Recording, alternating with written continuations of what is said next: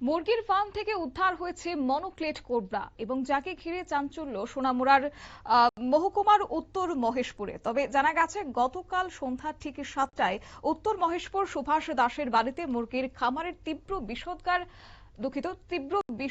বিষধর মনোক্লেট কোবরা প্রবেশ করে বেশ কিছু মুরগি মেরে ফেলে এবং দুটি মুরগি ছানা ভক্ষণ করে উপায়ন্ত না দেখে পরিবারটি আতঙ্কিত হয়ে, যেহেতু অনেক বড় ছিল, তাই অ্যানিম্যাল এইড এলায়েন্স এবং সিপাহীজলা ডিস্ট্রিক্টের দুজন সাপ উদ্ধারকারী অসীম মজুমদার ও লকাই দে দুজনকে দ্রুততার সঙ্গে আসার জন্য ফোন করে।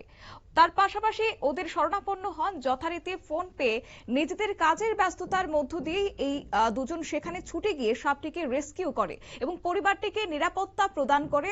এছাড়াও তাদেরকে আশ্বাস প্রদান করেছেন। শেষে তৃষ্ণা অভয়ারণ্যের একটি নিরাপদ স্থানে ছেড়ে দিয়ে আসা হয় সাপটিকে। শুনুন কি বললেন বন দপ্তরের পক্ষ থেকে। ওনাদের মুরগির ঘর থেকে একটি মনোক্লেট কোবরা উদ্ধার করেছে এবং সে বেশ কয়েকটি মুরগির বাচ্চা খেয়ে নিয়েছিল। তো ওনারা দেখেছেন ওনাদের ঘরে, মুরগির ঘরে সে অবস্থান করেছিল অলরেডি মুরগির ছানাগুলি খেয়ে। ওকে উদ্ধার করেছি, কিছুক্ষণের মধ্যে তাকে তার একটি উপযুক্ত স্থানে রিলিজও করে দেব। যাদের বাড়ি থেকে এই মনোক্লেট কোবরাটিকে উদ্ধার করেছি ওনাদের সঙ্গে একটু কথা বলবেন, নামটা জানতে চাইব। ভাইয়ের নামটা? আমার নাম সুভাষ চন্দ্র দাস। আর এই জায়গাটা? এটা মধ্যপাড়া, উত্তর মহেশপুর। উত্তর মহেশপুর মধ্যপাড়া। সাপটি দেখেছিল কি তোমার মিসেস? আমার মিসেস প্রথম দেখেছিল। তারপর সাপটি এখন উদ্ধার করে নিয়েছি। তোমরা নিরাপত্তা বোধ করছো তো? নিরাপত্তা বোধ, অনেকটা স্বস্তি।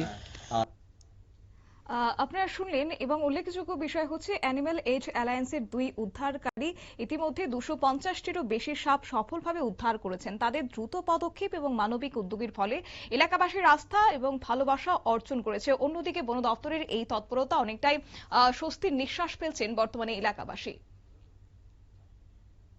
নিয়ে নিচ্ছে ছোট্ট একটি বিজ্ঞাপন বিরতির সঙ্গে থাকুন।